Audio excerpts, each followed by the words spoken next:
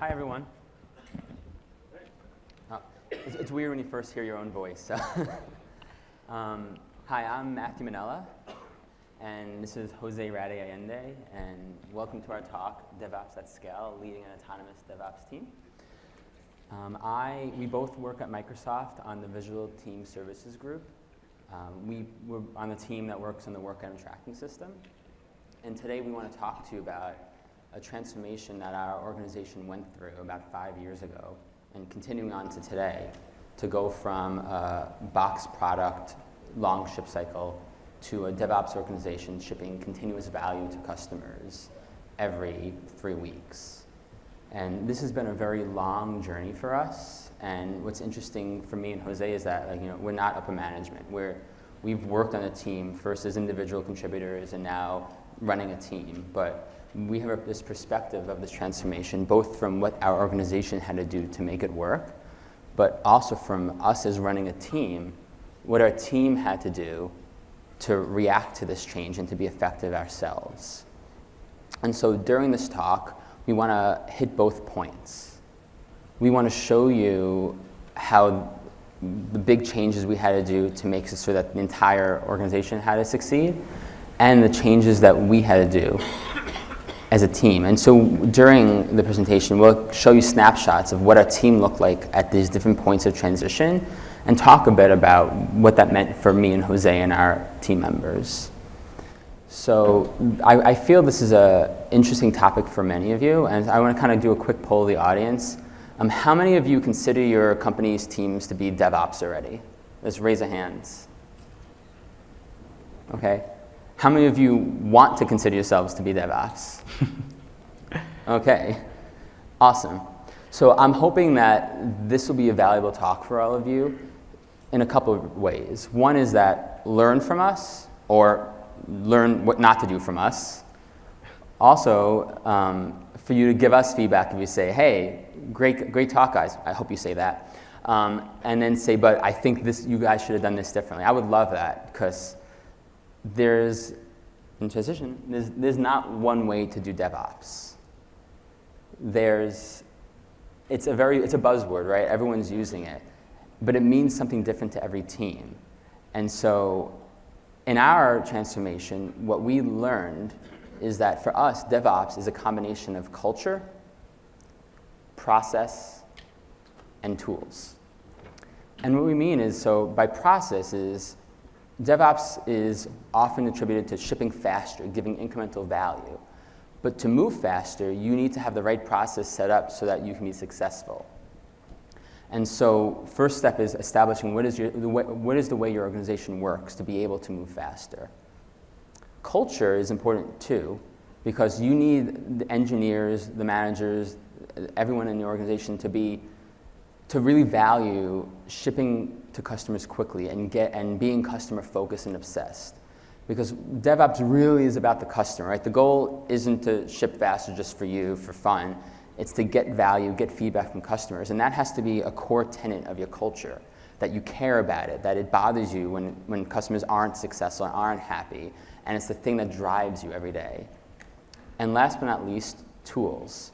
So while I really believe tools shouldn't dictate your process, dictate your culture, they are there to help you, right? The tools you use shouldn't get in your way, but they should enable and bolster you to be successful. And this is really important to us because working in Visual Studio Team Services, we deliver an application lifecycle management solution. And so it's very important that the product that we build is the same thing as the product that we use, and it should make you successful at being DevOps. And so with that in mind, this is our story of what we did to get to that point. And our focus for our organization during this change was on 3 key things. It was, we want our teams to be self-managed, right? We want our teams to feel empowered and autonomous to work the way they want to work. We wanted to have a 3-week ship cycle across the entire organization for every team to hit that cadence. And we also wanted to have both a concept of top-down and bottom-up planning. And what we mean by this is that let the organization at a high level set goals, like big goals for everyone, but let each team have the autonomy to determine how do they achieve those goals? What do we need to do to make that? And it's up to us to decide that. And for me and Jose running a team, this is very satisfying. Right? We'll hear from higher up in our organization, hey, we really want to target this scenario. We really think this is a key thing for us to succeed at. And it's like, but now we're not going to tell you how to do it, right? You guys go, figure it out, show us what your plan is, but it's up to us to really own that. And it gives us a feeling of empowerment, of pride that we can now connect with customers on what we're driving ourselves. So, as Matt mentioned, we're part of the team services group. Probably some of you will be familiar with Team Foundation Server, and that's our on-prem offering. As Matt mentioned, 5 to 6 years ago, we had this goal. We wanted to become a group that could ship in quicker cadences. And the product that we have that offers that is Visual Studio Team Services. However, we remain a group that has to make sure we not only ship a hosted solution, but we also still continue to ship a high-quality on-prem solution.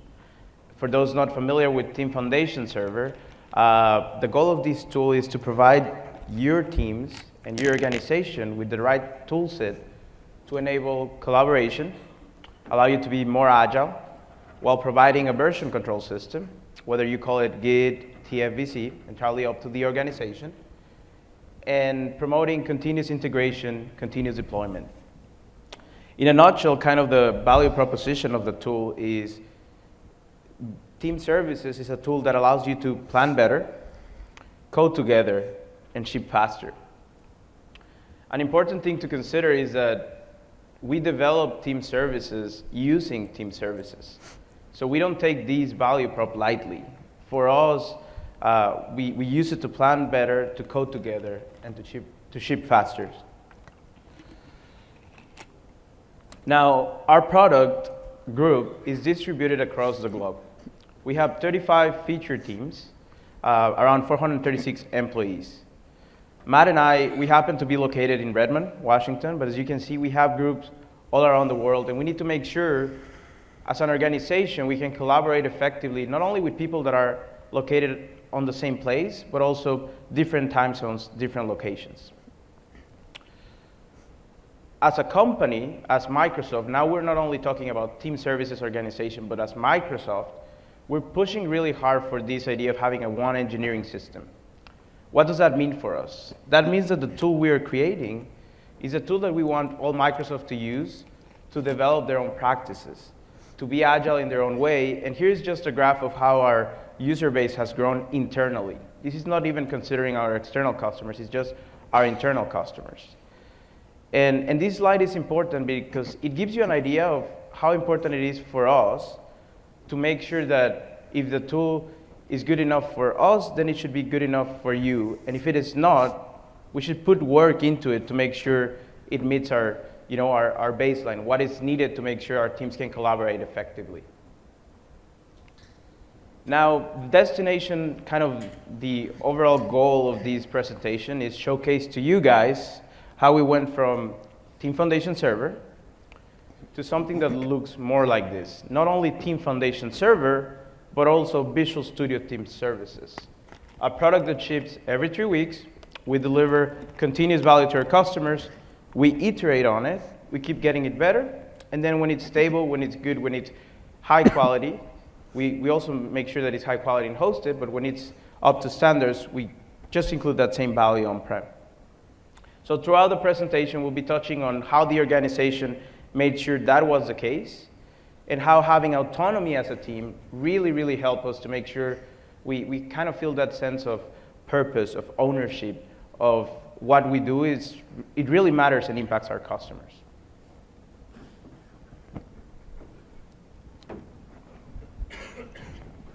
So to understand where we got to, how we got to this 3-week ship cycle, and how we got to have the ability to deliver incremental customer value and respond to feedback, it's important to step back and say, where were we 5 years ago? What were our problems, and what did we have to fix to get to where we are? I joined the group about 5 years ago So it was interesting for me because I joined the group right when they were about to start to go to the cloud. Like they were just beginning that work. And so I saw initially what the problems were, and I was frustrated with the problems and watched as the transformation happened.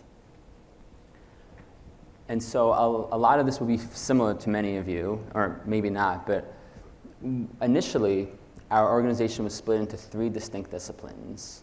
We had program management, who created the specs, designed what features we would be building.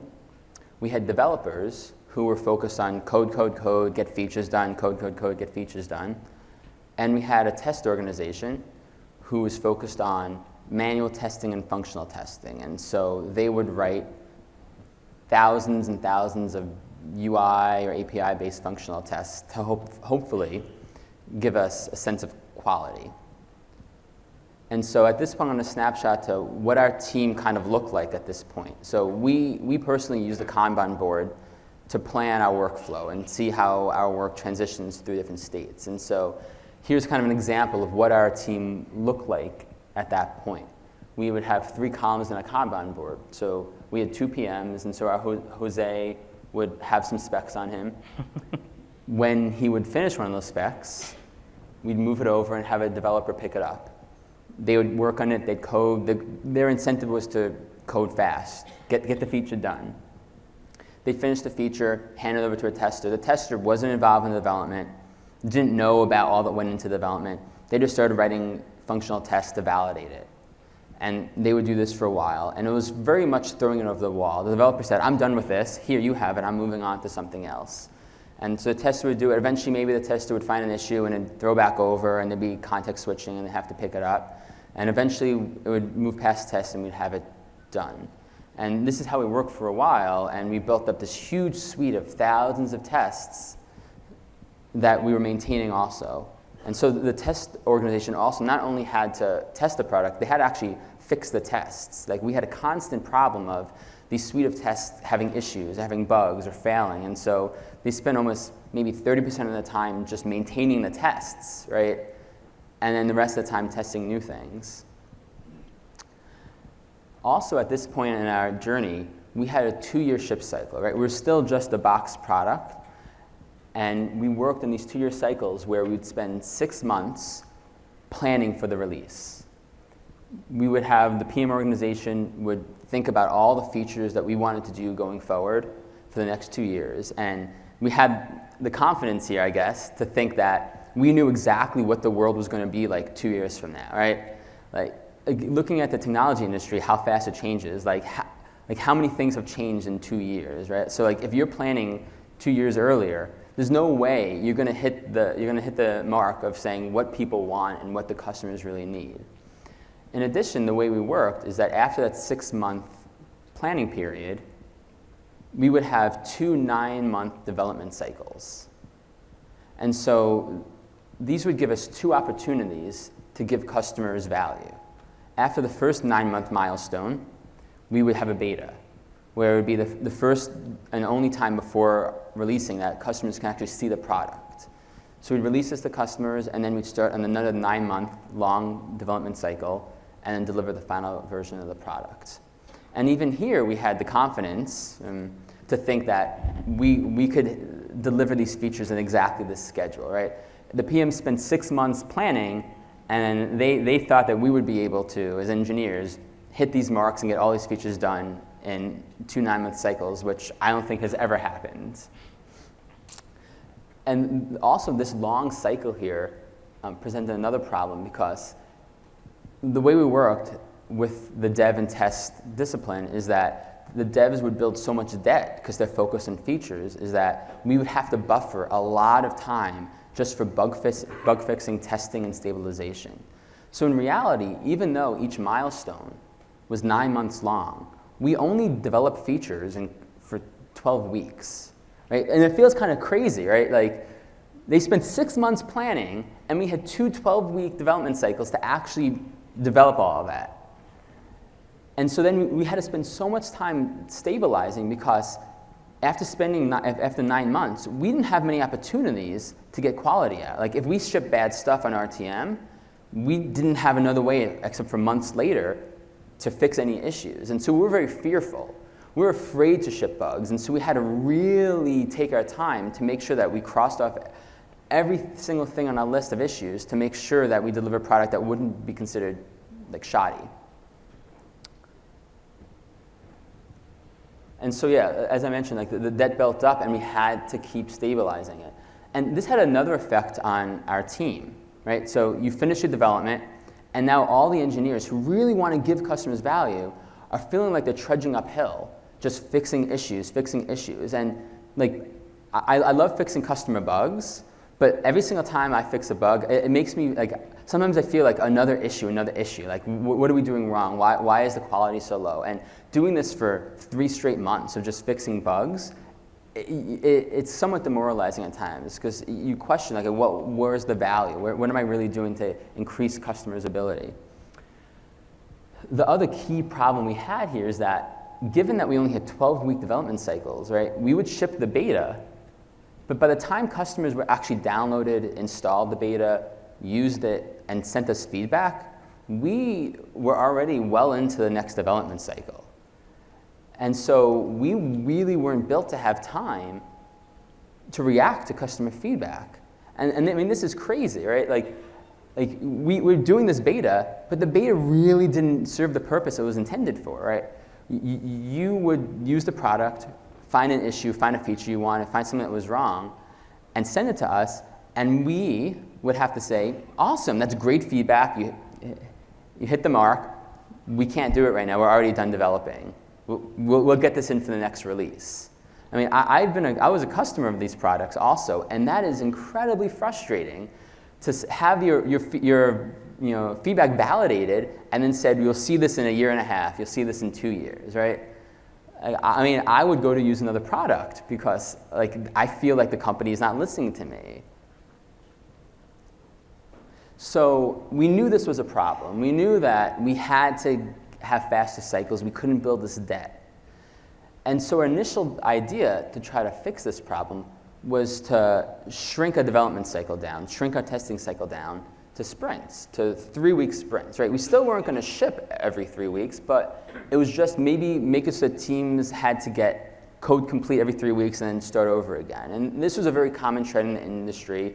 Agile and Scrum methodologies very much encourage this. And so we thought that that's our solution, right? Naively said, that's what we need to do. The problem is these long milestones, let's just make it smaller. And so when we first started doing this, it worked for some teams, right? We gave our entire organization training on Agile methodologies. Everyone seemed to understand it. We said, go do it.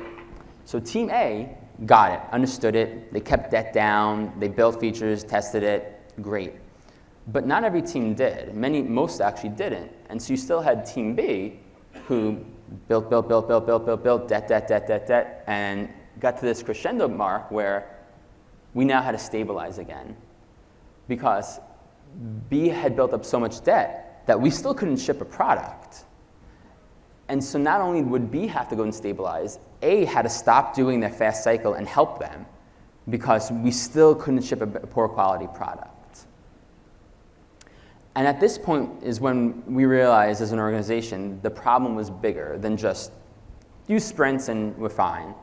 We realized that we really weren't being competitive, right? Customers wanted the feedback to be heard. Our employees wanted to feel that they can deliver value. And the industry was moving. The industry was moving to this cloud model already, right? It was becoming, everyone wanted faster cadences, and we weren't there. And as Jose alluded to earlier, right, as a team who built an ALM product, how could we conceivably sell to our customers, hey, we're an ALM product for DevOps, when we weren't even close to DevOps ourselves, right? If our tool was going to work for them, we had to make it work for us, so we had to figure out how to achieve a DevOps development cycle.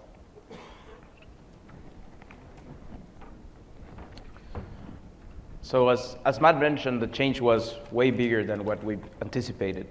It was essentially moving to the cloud meant for team services, for our organization, transforming our culture.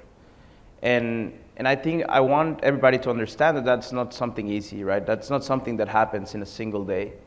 And we learned that the hard way. And I think by hard way, I mean, we learned that by not being perfect the first time we did it, right? We learned through the process.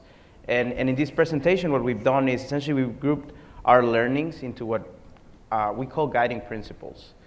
And I've grouped them into two sections. One of them is guiding principles that I think can drive alignment in your organization. And what I mean by alignment is these are changes that, in our case, happen at an organization level. They wanted to help, with these changes, we wanted to help not one team, not two teams, but all the teams in the organization. And then we have the second piece of it, which is, okay, that's great, but the reality is this is not a recipe, right? Every team has its own culture. Every team has its own personality. I think about teams as an organic entity, right? They keep getting better, they evolve. And you cannot just go and say, you know what, all of our teams, let's just be Scrum. Because in reality, I don't think that actually may work, right? It may work for some of them, but maybe not for all of them. And it's important to understand that. Like, what makes my team as efficient as possible? Because that's the whole point of DevOps story, right? How can we improve our cadence? How can we improve the way we deliver value? How can we get faster, better over time? And that requires experimentation, right? It requires experiments. It requires being a little bit loose. How can we keep getting better? Now, something that resonates really, really a lot with our teams is this quote from the book Drive from Daniel Pink that says, let's try to give our teams three things: autonomy, mastery, and purpose. We'll dig a little bit deeper into these concepts later on the presentation, but I think we take this quote to heart. Like, we really need to make sure our teams are autonomous and they can make the decisions. They can develop their mastery in whatever it is they're working on, and they can get a sense of purpose, right? I remember when I started, it was really easy to tell what we were doing. Some of us could tell how we were doing it, but just a very few of us could tell why we were doing it. And I think that is key, right? Like, you want your whole team to know why you're doing something, because that makes them go the extra mile, understand what's the real value you're delivering to customers and why it matters. So let's take a look at first at the changes that happened throughout the organization and what that means for teams within the team services group. So as Matt described initially, when we were a Box product, we had three very distinctive roles: PM, development, and testing. And as an organization and as a company, we decided that the right way to go was to do combined engineering, which meant that development now also required the engineer to go through the whole process of validating that it was quality work. He had the more context than anybody else because he was the one building the functionality, and he just had to make sure that the whole end-to-end experience was, up to the quality bar. Making this change also meant to us that we needed to give our teams a little bit more help. From the program management perspective, it also meant that the program manager had to deal with the whole end-to-end. And this not only means writing specs, right? Our job didn't end there. It ended up with how can the customer really get the value? How can we talk about it externally through posts, blog posts, forums, documentation? And how can we make sure the patterns we use are the right for the interactions that we want to drive from our users? From the engineering side, it also meant that we needed to learn how to do 3-week deployments. And that meant that, we may need a service delivery team or set of resources that could help our engineering teams get good at it, make the deployments smooth. And that was something that we acknowledged early, and it's something that we still do today. When we develop a new set of functionality, we start by interacting with our UX designers. What is the right pattern? What is the right interaction we want to drive from our users? How we can talk about it externally once that's ready, and how we can deploy everything in an efficient manner. Now, our teams, the way they look today, they are teams made up of cross-disciplines. In our case, we lead what we call the WithIQ team internally. We have 2 PMs and 10 engineers.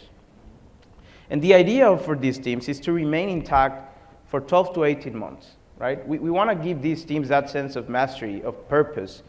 And in order to do that, they need to feel like a unit. kind of a family, right? They need to understand what is their goal, why it is important the work they're doing, and how it's affecting our customers. More importantly, they should have an autonomous backlog, right? As Matt described earlier, we understand the goal for the sprint, but management doesn't tell us how to get there.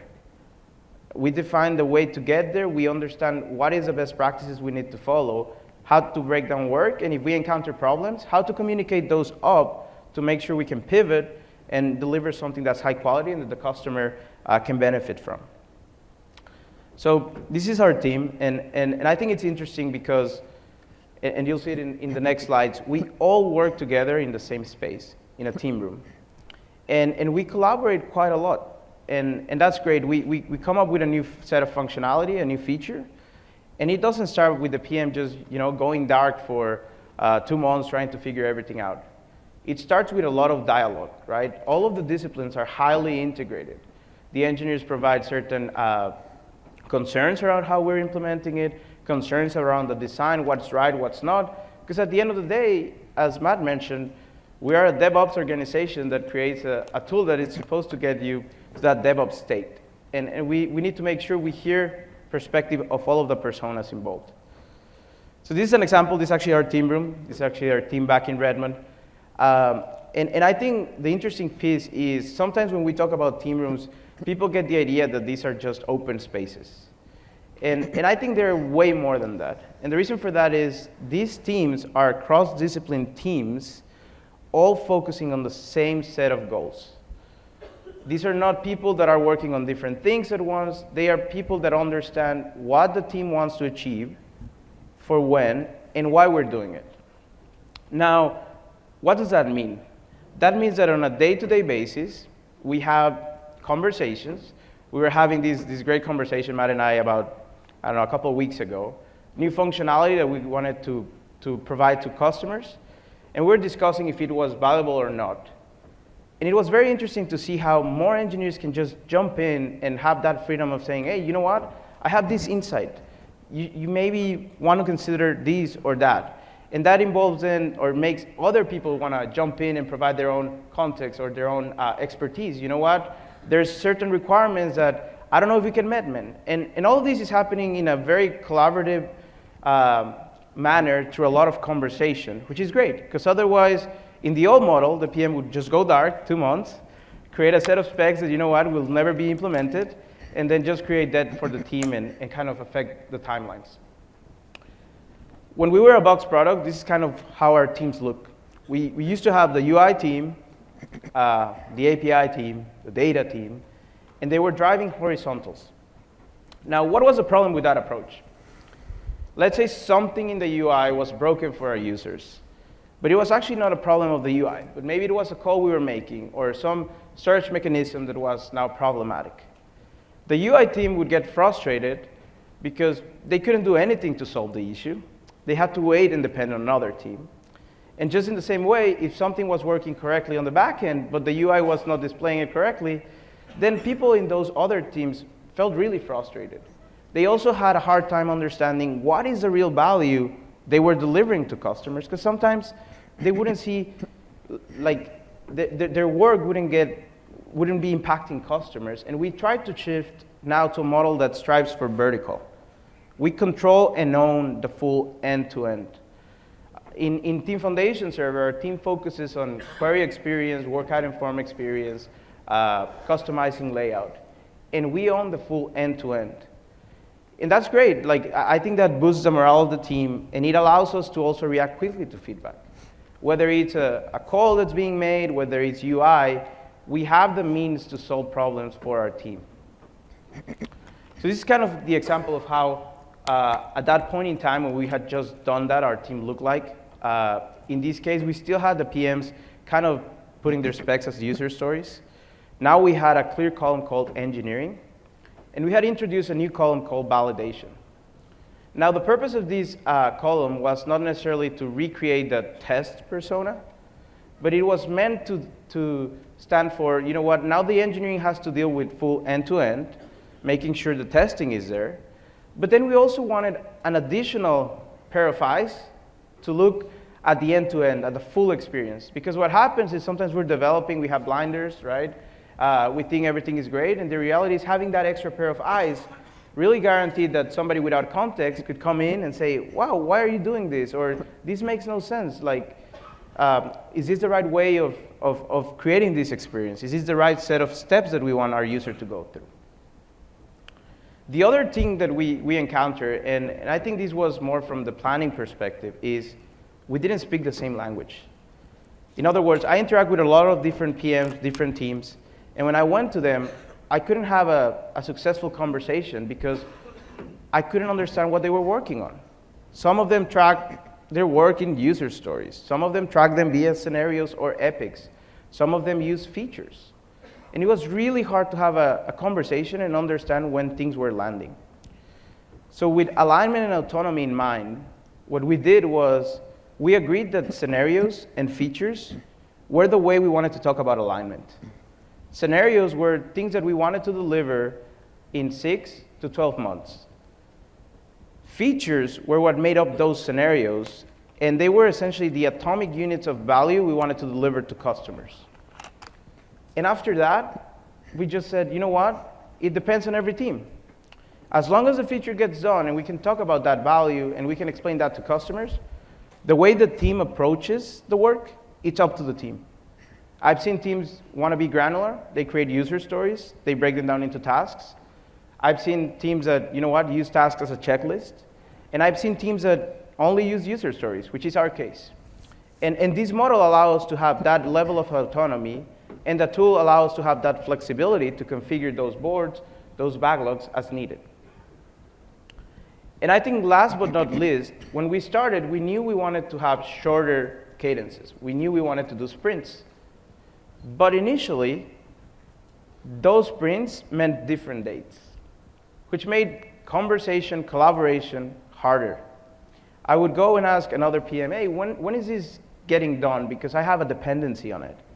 And they would tell me it's sprint 2, which may mean completely different things to my sprint 2. And I think this is one of the hardest things to achieve, right? Because we have tools that may deploy in different cycles.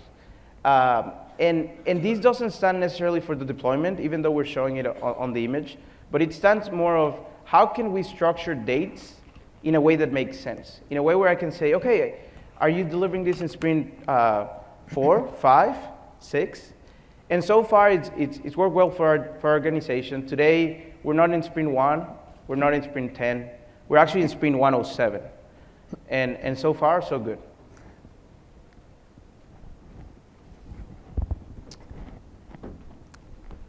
So at this point, we had a common language, we knew how to plan, but we had to know how to execute. So the change from the 2-year ship cycles to actually saying every 3 weeks we ship bits to customers is a big change.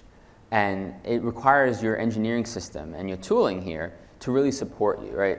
Yes, you could have a lot of rigor and do it without this, but having a good set of tools and a good set of practices helps you hit this cadence and be successful, because every 3 weeks, you have to deliver quality, right? You don't want to ship faster, but ship less quality. Customers aren't going to like that. And so for us at this point, we had to transition, since our engineers were still in the mentality of that 2-year ship cycle.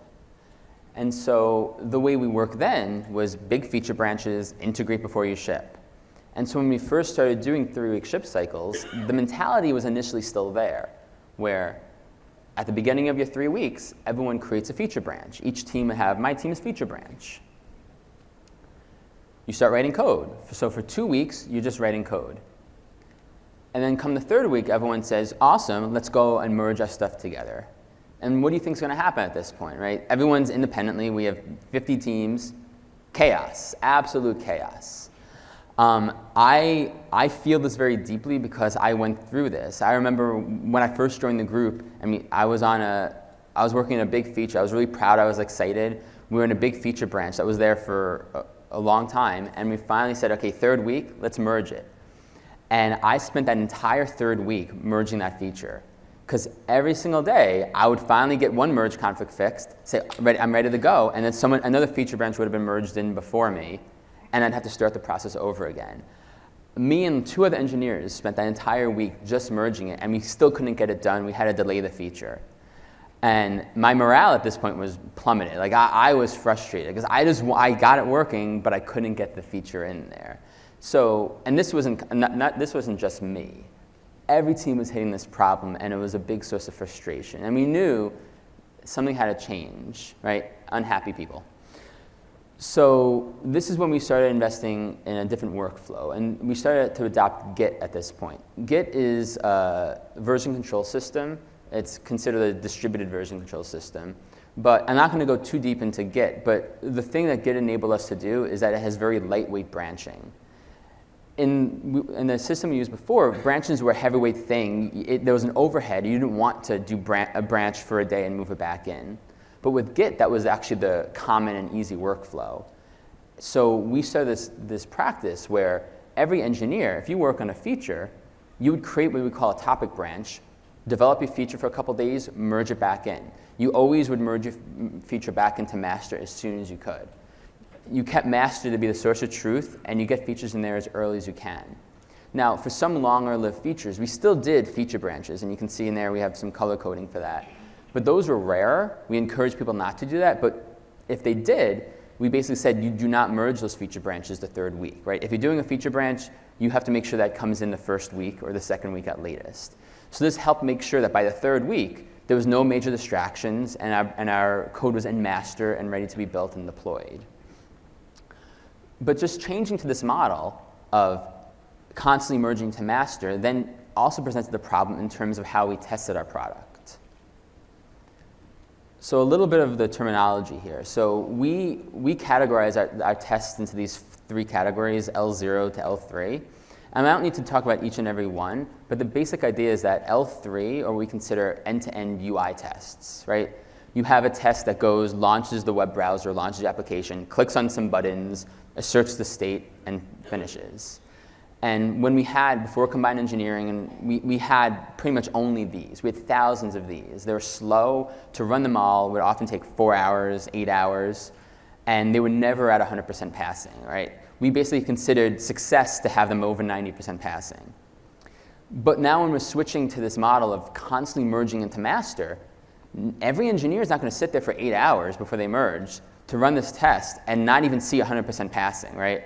Because the second you don't have 100% passing, you don't know if you introduced a failure or not, right? To know if you introduced a failure, you now have to spend another hour analyzing the difference between the tests before and the test after and see, is that possible something I regressed?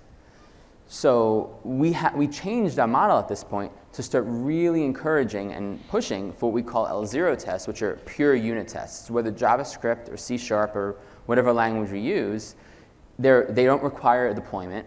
They just run on the code logic, and they validate that the business logic is correct.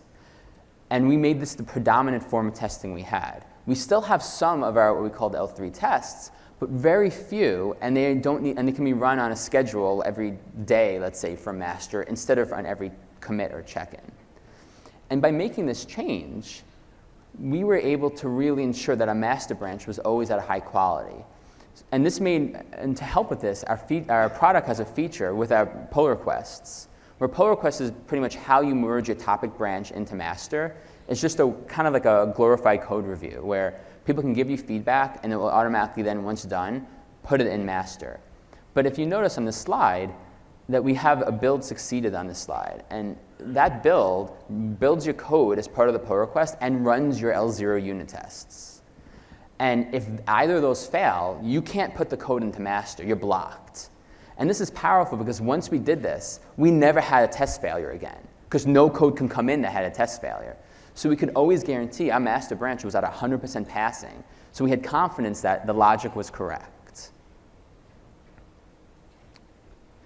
The other thing that we had to do is that, so we're merging features very often, but often you don't know if your feature is 100% ready, right? Especially if you're doing new UI work or a new big change. You want to get some feedback loop from people doing bug bashes or other people in the organization using it, or even customers using it. And so we didn't want people to be afraid and keep things out of branches for a long time. We wanted the code to get in master and people to validate there. And so we started making heavy use of feature flags.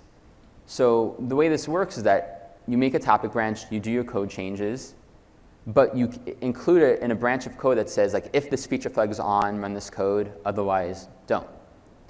And so by default, a lot of any new big risky features will do this way and have it off. You can keep writing code, keep merging into master, keep validating. So again, the logic is in master, it's just dark. And then eventually when you're ready and you've done more validation, you can just flip the flag on and have users see it. This really liberated us so that we weren't afraid of putting new features into master. If there was any concern, put it behind a feature flag. On my team, we'd have discussions with our engineers saying, okay, this feature sounds good. Like, how confident do you feel about it? Is there any risk? And they said, yeah, I'm not 100% confident. Okay, put it behind a feature flag. And then the concern was resolved. Like, we're not afraid of getting into the same branch as everyone else. And once we've then validated, turned it on, seen that users are successful with it, delete the flag from the code and move on. And this enabled us to have deliver value to customers really quickly, because we can check these feature flags in and then deploy them to different rings of users. So the way VSTS deploys is that we have different rings of risk, kind of. We have SU0, which is what we actually run on, our product, which is our canary ring, right? We deploy to ourselves first and say, because if we break ourselves, we're going to break everyone else. So we'll deploy to our first ring and then maybe turn some features on, validate it. Does it sound good? Okay, let's deploy it to the next ring. And we'll have an early adopter ring where these are not necessarily the entire general public. It's just basically maybe MVPs or people who sign up with us saying, hey, I really want to see the newest features soonest. I want to give you feedback. I'm okay if they're not 100% polished or maybe there's some bugs. And so we can do this iterative deployment and turn features on for different people who have different appetite for how new and how stable, and get feedback fast. And like compare this to where we were with the 2-year ship cycle, where we can only get feedback at 2 points and they're months apart and we can't react. Here, we can deploy to SU0, get feedback, stop deployment, deploy new stuff right away, and even respond to feedback in a day or 2 days, sometimes even in the same day. And then finally, when it's ready, turn it on for everyone, and everyone has a nice, stable, well-vetted feature. And these changes had a huge impact on our morale, because before, as I mentioned, engineers want their code to get out. The PMs want to see the features used. And having that long delta, it was frustrating. But with this change with feature flags and the engineering system of getting things into master, we got the code in there fast, you got your features out quickly, and every engineer felt empowered. They knew, what I'm working on, my customers are going to see, they're going to use. I can see feedback. Like, it's such a great feeling once you deploy. I just go on Twitter, and I like wait to see someone tweet about it, and I respond to them saying, awesome, how do you like it, what could I do better? Knowing that if they give me feedback, I can react to it. I could conceivably say, hey, I fixed your feedback, it's going to be out tomorrow, it's going to be out next week, or it's going to be out next deployment. So at this point, right, we had a good hold of how do we get code into master, how do we ship out features reliably. But the other big challenge we face when comparing to DevOps is how do we keep live state healthy? Since when you're the box product, that feedback cycle is very long, and you didn't get this constant stream of data from users. Once you move to DevOps, and as you scale, you have thousands of accounts, millions of users, all using your product at the same time. And so the burden of your engineering teams becomes, well, how do you ensure everything's successful here? Since it's a live system, you're constantly changing it, anything can break on any day, you need to make sure you're built to respond to it. And so our group had to heavily invest in telemetry. How do we know what's going on? And so it started small, but we built a very rich pipeline of gathering data from customers. And this data, right now, it's over 500 gigs a day, and I even think it's bigger than that now, of data that streams into our warehouses where we mine it. We'll run queries over it, we'll build dashboards over it, we'll analyze the data to see what's going on. And it's really important to have these streams of data, because otherwise you're flying blind, right? If you really want to respond to customers, you need to be able to see what's going on without having to go customer to customer and asking. You need to see an aggregate. And so I put the word responsibly up there because, like, some people get concerned of, like, big brother, everyone's seeing my personal information. And even talking to a lot of you today at our booth in the expo hall, there's always a lot of concern about moving from on-prem to the cloud in terms of security. And so we take that very seriously. And so even us as engineering team looking at this data, we don't see personal information, right? We see data in aggregate. We see error logs. We see, when you scrub data, like email addresses that we can't see. So we make sure that we're looking at the data that we need to look at. And if we ever need to look at data that is personal, we'll have to ask you as an account owner, can we look at this data? Which sometimes we will ask, but most of the time we don't need to do that. And so some of the and there's a lot of kind of metrics we have, but just a couple quick ones to focus on. So perf counters, and these are built into Windows. They're low-level counters showing like disk I/O, memory. We dump these to a table. We analyze, saying, okay, is the server running hot? Is it running on memory? Is SQL running slow? Traces, where engineers are put trace points all over the code. Any place they think there might be an issue, we check in these things called trace points, where it logs when it gets hit, how often, and some extra data. So we can go and say, okay, well, it looks like in this account, this trace point is hit way more than we expect to. Maybe the caching isn't working. And KPIs, which basically track our key scenarios. For example, for work item tracking, if we make a change that we think is going to help people make more work items or be more successful, we'll create a KPI metric and have a hypothesis saying, hey, when we deploy this change, we expect this metric to go up. And we'll be very data-driven there, saying, okay, let's form a hypothesis, see what happens, and if it doesn't work, let's come back to the drawing board and say, why didn't that work? And with this change, back to our team had to change. Since before this, we were focused on feature development, get features out, high quality, ship to customers. But now we have this plethora of data coming in. And every team, including ours, had to be able to handle it and have capacity to analyze it. Because that data isn't just free, right? You look at it, and it's not like you instantly know what's going on. And so all our teams across our organization started implementing this idea of a team DRI, which is one person each sprint whose sole focus is not features. They don't touch a feature. They just look at production telemetry, customer feedback, and issues from the production system. And their goal is just to be responsive there. They'll look at these issues, they'll react to them. And this had a very transformative effect on our team, because now we actually would often fix issues before a customer ever reported it to us. We'll see, hey, look, it looks like this user's hitting exceptions. They don't know it yet, but some of the things aren't working right. We'd go quickly see it and get a fix out to production to fix the user's issues. Compare this to the box product model.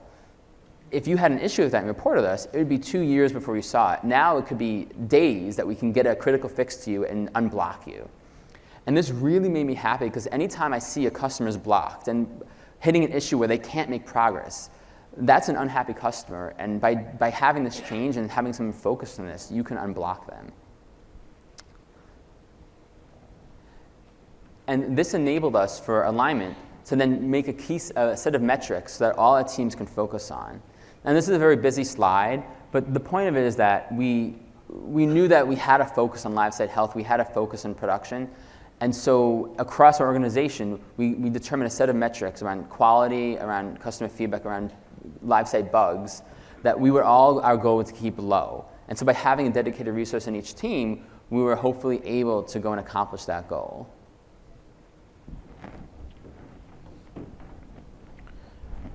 So we've gone through pretty much all of the concepts for alignment, right? Those were the big changes that the organization was making, and how it affected our team. And a lot of teams can stop there and they can be successful. But I think what we learned is that being autonomous gave us the ability to keep getting better at it. And we were kind of open waters. This was new to us. But we knew that we wanted to just, keep getting better and keep experimenting it.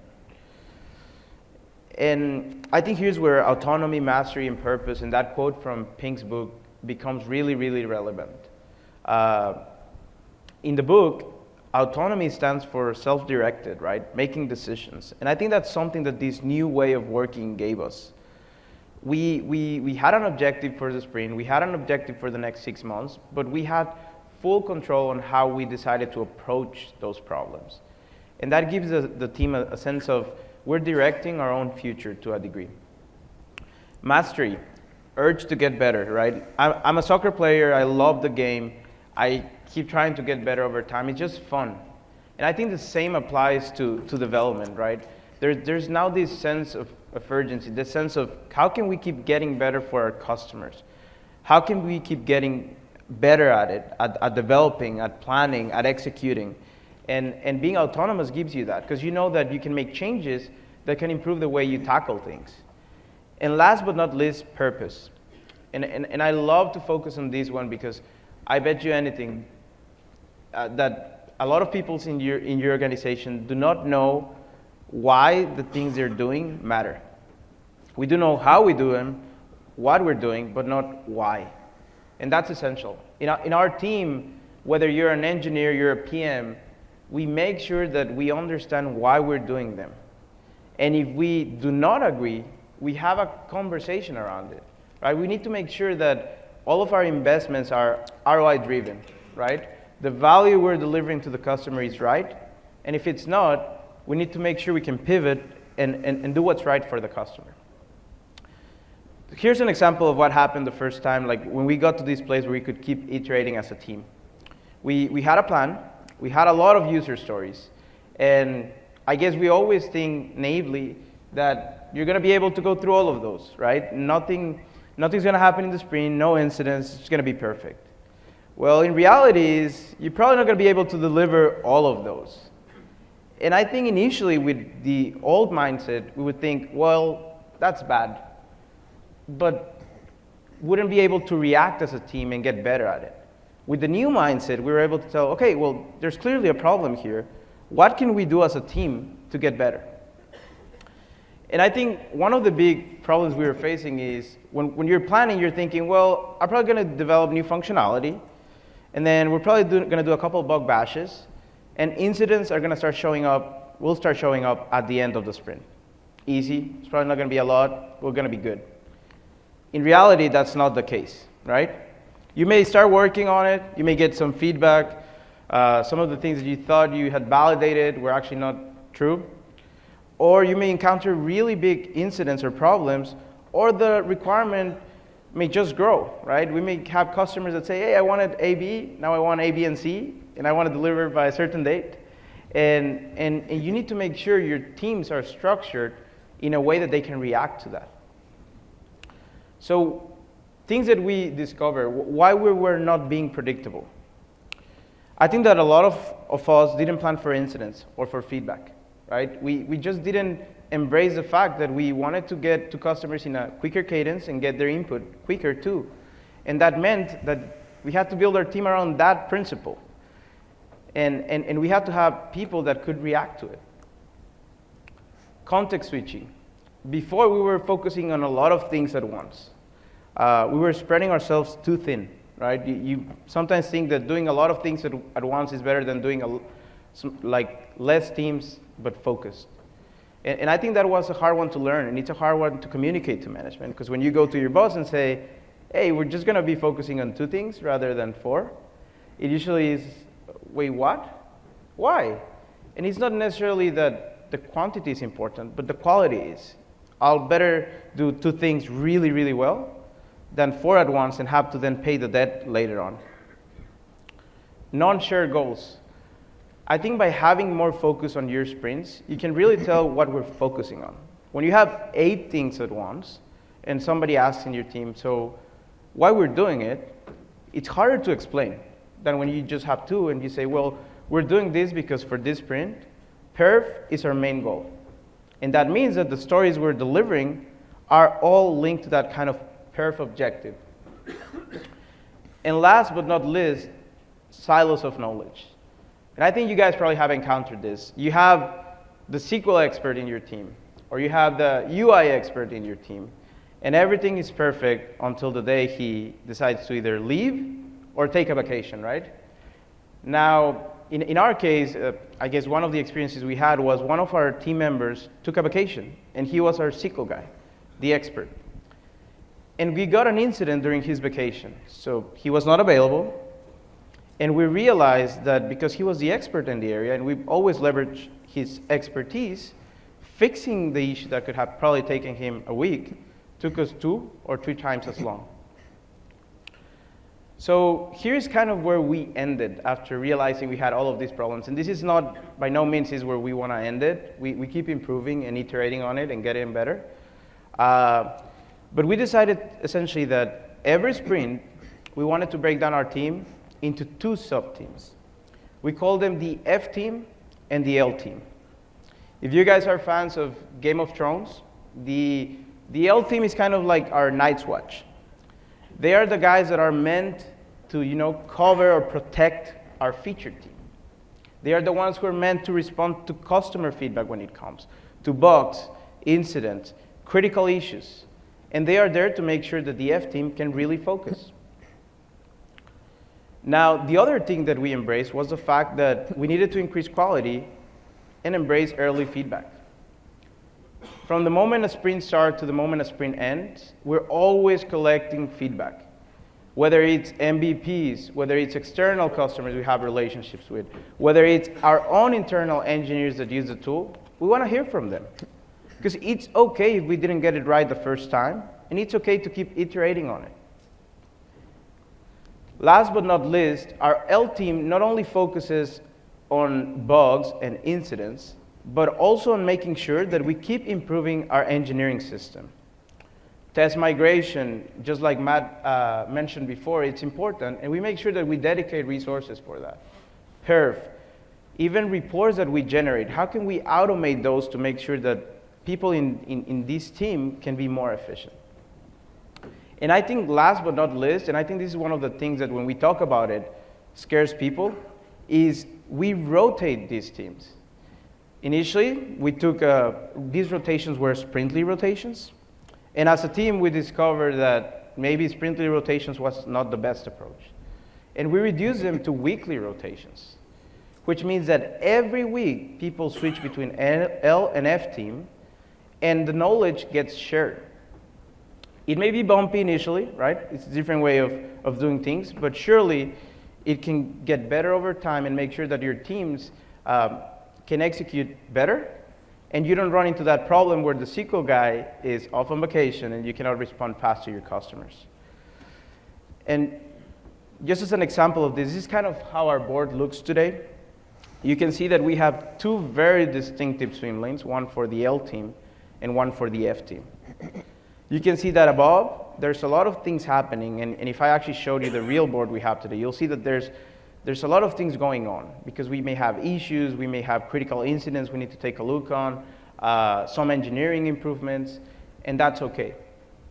Underneath, you can see that the amount of cards is smaller, yet if you recall from our image, we're actually breaking our teams most of the time evenly. And the way we do that is engineers actually are doing pair programming, which I would say has been great for us. Collaboration in our team is great. And I think that's one of the pieces I enjoy the most of working where I work, which is I come in early, I sit down, and I can just hear engineers collaborate, talk, discuss, sometimes fight, but that's okay. And it's something that before doing this change, I didn't see, right? Like I had a guy working on a feature, and there was not this sense that you could just collaborate, have a dialogue, a conversation, and just help each other. And now there is. So I guess to leave a couple minutes for Q&A, if you're going to take anything out of this presentation, I think I would like to focus on 3 things. As with our story, alignment and autonomy are important. I think alignment talks a little bit more to the science, while autonomy is more like an art. This is just what we've done for our team, but by no means is a recipe that you can just go back to yours and try to follow. Because I bet anything, your culture, your practices, the personality of your teams may be different. So don't try to be overly prescriptive. Making mistakes, it's okay, because you'll get better over time. Don't copy others, but learn from others. We've kind of discussed a couple of the mistakes we did along the way, things that we hadn't accounted for, and just learn from that. Try to apply it to your own company, to your own organization and teams. And last but not least, a lot of times I have conversations around behaviors and culture. And I think a lot of times we just want to make our teams follow certain behaviors But as we learn, that's not the right way to go. I think the right way to go is make sure you set the right culture. In our case, a DevOps culture, and you'll realize that behaviors just follow through when people understand what's the culture of the organization, what we're trying to achieve, how we're trying to achieve it, and more importantly, why. Thank you, guys. We're now open for questions.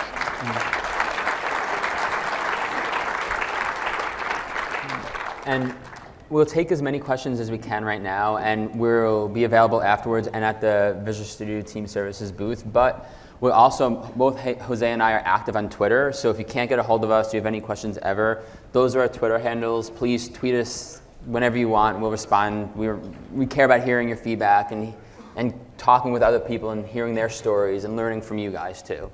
So thank you. A question for you. Beyond the developers being responsible for unit testing, you have basically a final QA team that does final validation of feature complete, any introduced bugs that the developer working on a feature may not know of. I would call it basically final QA testing.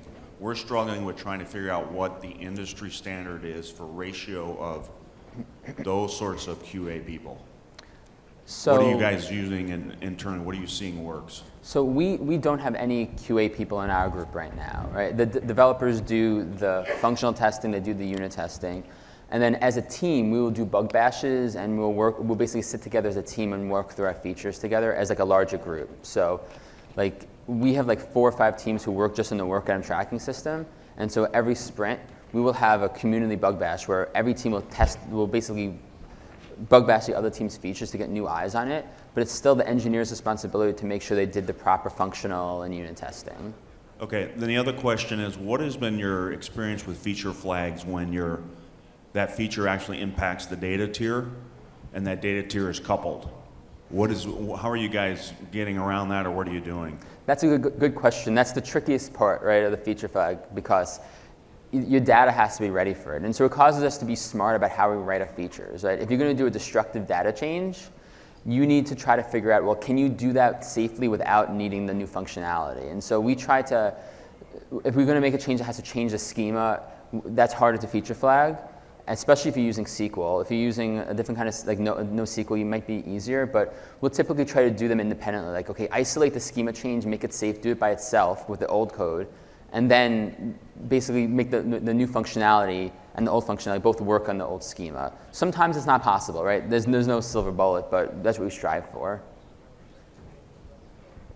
You talked about validation before, so is your team itself doing the validation, or do you invite people from other teams? So that validation column, yeah, is typically our team. So what happens is, because he mentioned the blinder thing, like I have the same problem. If I write a feature, I know how it works, and I maybe psychologically don't touch the areas I think it might not work in. And so we basically on our team hand it to one developer who was not involved with the development, and it's basically a point of pride for them to try to find an issue, right? Like, because everyone will thank them. Like, if you can shake this hard enough and make a nut fall out of that tree, that means you've helped the customer. And so we'll just basically, like, when you finish a feature, you'll say, hey, Joe, can you please validate this? And then he'll go and work on it for a day and really validate that it works.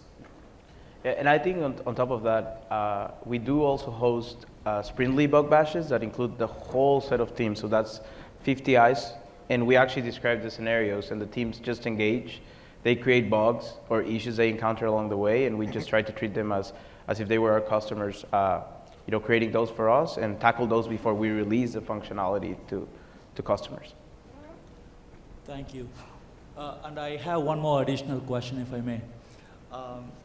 So you talked about how you eliminated the QA teams altogether. Basically, you said that your teams, engineering teams, every one in the team is a cross-functional. I mean, from UX. So, how far practically it was feasible for you initially? I mean, of course, people always specialize. I have AngularJS developers in my team who wouldn't touch anything else, right? So even though I tell them, you need to have.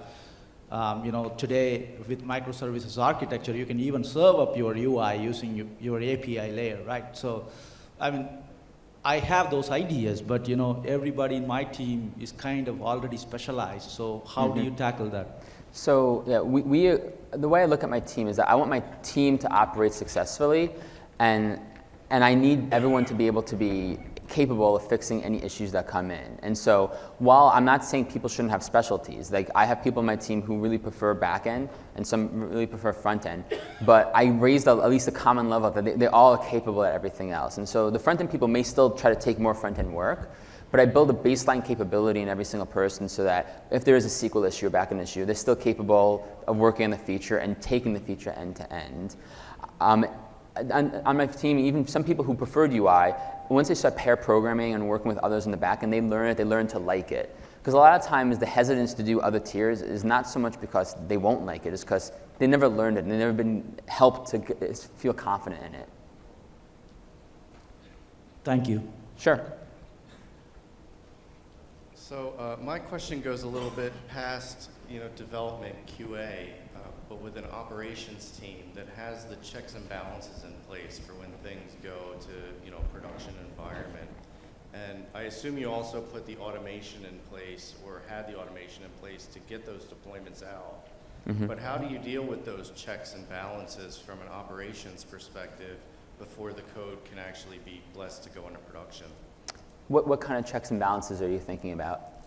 So, maybe a member of the operations team being comfortable that, what you're putting out is going to be supported by the hardware in terms of scale,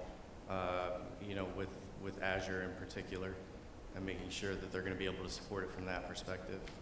Yeah, so basically we don't really have a full operations team, right? Because we are our operations team. So in one of the slides, Jose showed that we have a service delivery team.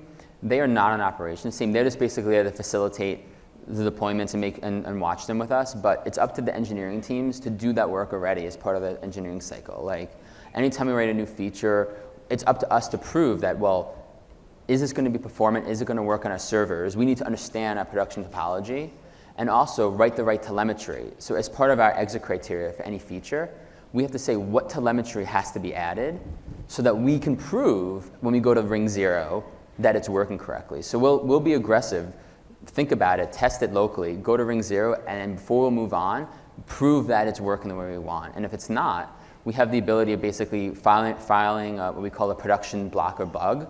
We tag a bug saying deployment blocker, deployment stops, and we have to work quickly to fix it. But that's actually almost an embarrassing thing. It happens, but it means that we didn't do a thorough enough job beforehand to prove that this was actually going to work in production.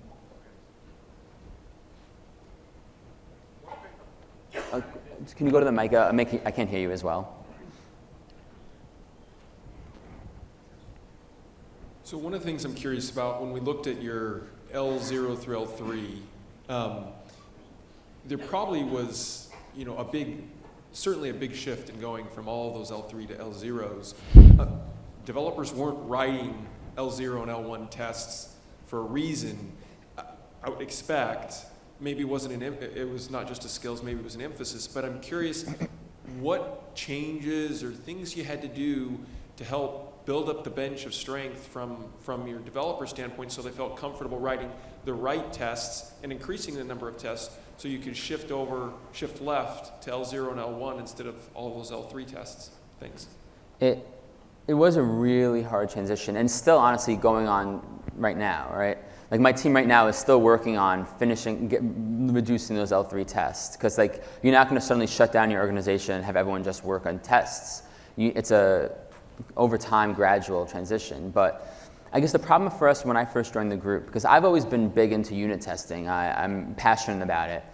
And when I joined the group, there wasn't a culture that believed in it. Right? They thought, well, unit testing is great, but you'll never be better than end-to-end, right? End-to-end is actually testing the product. How could you be better than that? And that mentality didn't account for the cost, right? Can you keep it stable? A failing test is worthless. What's the time to run it? What's the turnaround time? And so it took a while to educate everyone that, well, yes, end-to-end is great, but if you can get 90% of that coverage using a lower level test, do that. And it caused education. We did training sessions in a group about unit testing. We kind of showed them the industry standard, how this is where everyone's moving. And it took a lot of time to educate teams. Like I worked on it a lot with my team and teams in my group. And it's slowly, we got higher up in the organization to buy into it, to realize that we're never going to be able to ship fast unless we do this.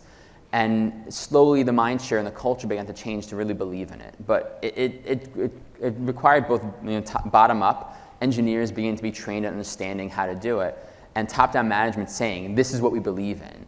And until you had both, we weren't able to actually change the culture. So earlier in the presentation, you had shown like a large team that you had, 435 people or so. What were some of the challenges adopting this kind of a culture, DevOps culture, across all these remote teams that you had? Are you talking more along the lines of collaboration and how to? Yes. Yeah, I think from a collaboration perspective, what's really important is having that taxonomy and that common cadence. I would probably put that as the most important, because unless you have that, it's really hard to have an effective conversation, right? Like an efficient one. I think that is really, really important. The other thing that we do that we don't show in the deck, but we do it every sprint, is we make sure all of our teams across the board send out what we'd like to call a sprint summary email, which is essentially what we worked this sprint, what we're planning on working the next sprint. And the idea is not for them to be lengthy emails. It's more to just showcase like, hey, this is a set of functionality we're working on. And those serve as a really good starting point into enabling conversations, right?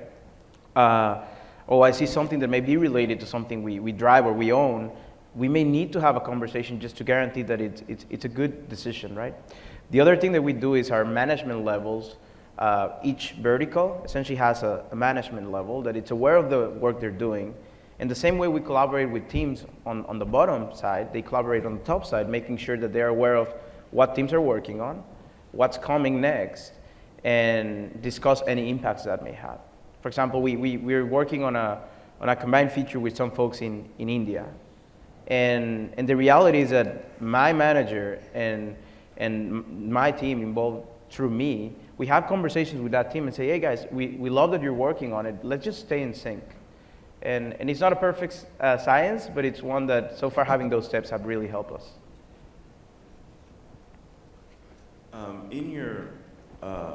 When you're describing the teams, every member of the team looks like they have a reason to use team system every day.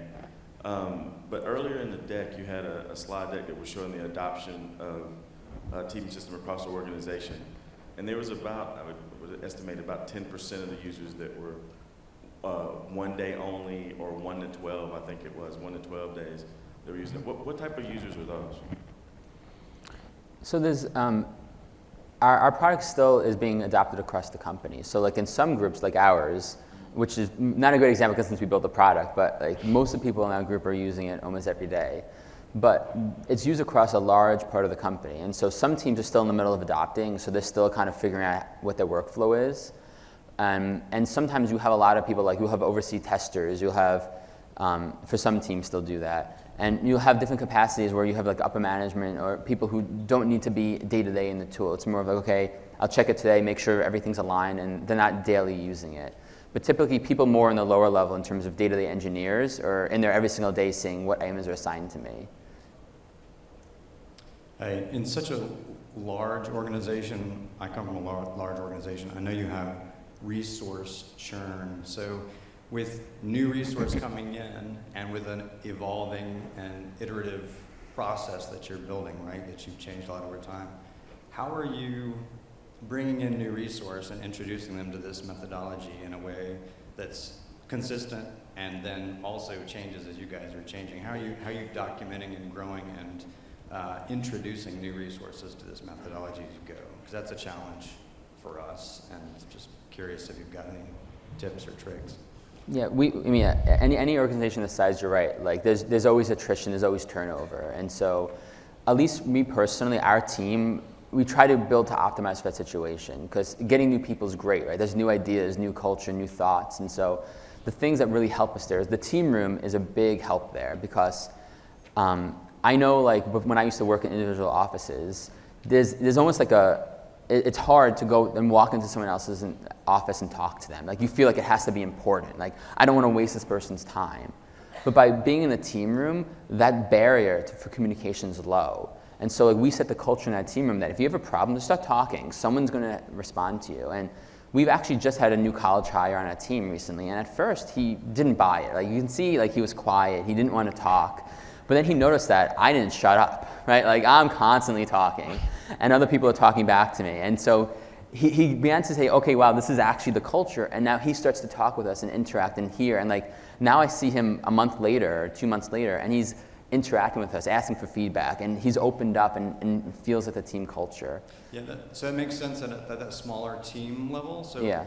cross team, though, like organization wide, when you're talking about this iterative growth and this process shift, what is the level and how is that getting communicated? Are the program managers all meeting on a regular basis and saying what works, what doesn't, and evolving that, or how does that communication work? Yeah, so from a program management perspective, we do meet quite often, the whole, I guess, horizontal of program managers across teams.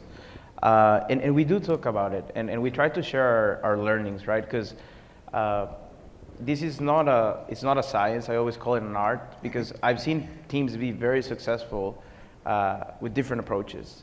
But you do want to share the learnings, right? Like for us, pair programming has been great. It has been great from engineers that we hire that get into the team, develop, learn quickly, and they just get better way more faster than they used to do in the past. And even from the program management perspective, so we showed you our team. We have 2 program managers. One of them, Lauren, she just joined maybe a month ago. And being in this team setting that promotes collaboration, communication, and just embracing the fact that you may make mistakes, she's seen like it's a place where she's safe, and she feels safe, and she can just collaborate, provide her own input, her own insight, and I think that also helps just kind of develop people quicker, and serves as a great data point when we meet together and be like, look at her, like she just came in, she's been here for a month, and now she's already delivering value. Thank you. How much documentation are you doing these? What's the difference between the word approach and the flow approach? I think right now, whenever we, so just so everybody hears, the question was, how are we dealing with documentation today compared with in the past? And I would say there's no new set of functionality that goes out where we don't discuss what do we need to document for it. How can we make our customers successful? Now, are we perfect at it? No, but it's something that we now take really seriously, because the problem is if I do get a great feature out, but you're not aware of it or you don't know how to use it, then we're failing, right? Like it doesn't matter if it's out there. If you don't know how to use it or even know if it's there, we're failing. So I think we're taking this approach where even as we develop our specs, we think about the docs. What do we need? Do we need a blog post? Do we need a MSDN article? Do we need something else? And I think you're going to start seeing from us a little bit more of training material to make sure that people understand how to better use our tools and how to approach problems better. Yeah. So did you see any of your teams that aren't co-located? Our team is not 100%. My team has 1 person. We're in Redmond. We have 1 engineer in North Carolina, and we have 1 engineer in China. Any challenges related to that you can share as far as being able to, promote that culture? So the North Carolina one is actually easy. We actually have you ever see those robots move around this building today? We don't have one as fancy as that, but we just basically put a computer on a stand and with a good speaker, and he always Skypes in and he's a live session to the team room. Because it's only a 3-hour offset, so for the most part, he's online during working hour. He can hear the conversations in the team room, and we can talk to him like a person. Like we make. You just have an open Skype Yep. type of session? 100% of the time, and we make a lot of robot jokes, but besides that, it actually works really well. Our employee in China is much more difficult because China's time offset is really, really hard to deal with because he's pretty much awake when we're asleep. And so that one's been much more difficult for us, and I'm excited about it because it's a learning opportunity for me. So we're having to really put a lot more information into our user stories. It used to be because of the team room. Okay, just throw in a line, we're in the room to talk about it. And now we need to make sure that we drop all the information in there so that when he comes online, when I'm asleep, he doesn't have to ask questions, he can go. And so it's causing us to be much more rigor in terms of dumping all the context we have. Like if we have a chat in the team room, throw it in a OneNote, throw it in the work item, just to make sure that he, when he comes online, isn't missing that information. One more question related to the bug bashes. It sounded like you had two kind of styles. You had a team level bug bash, and then maybe something larger across the feature group. And if that's the case, how do you, any thoughts about how you guide those? Some developers may not be that familiar with that. Yeah, so we follow, I guess the practices we follow is we have repetitive invites every 3 weeks. And in those invites, we have a description. Like, hey guys, we're testing, we need to really make sure our scenarios are rock solid. Here's what you need to know.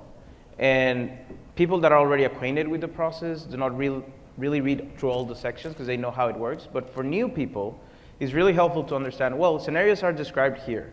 This is what I have to be watching for. And then after that, it's essentially just going out, testing it, and recording anything they see with enough information for us to track it in a OneNote. And the beauty of it is that our teams are located on Redmond, all of the work item tracking teams. So if you encounter a bug, they give you their alias. You can just ping them and be like, hey, I was looking at your problem, and I have a couple questions. And it's like it improves over time. So we always learn of what works, what doesn't, and we just keep improving it to better fit the needs of the organization.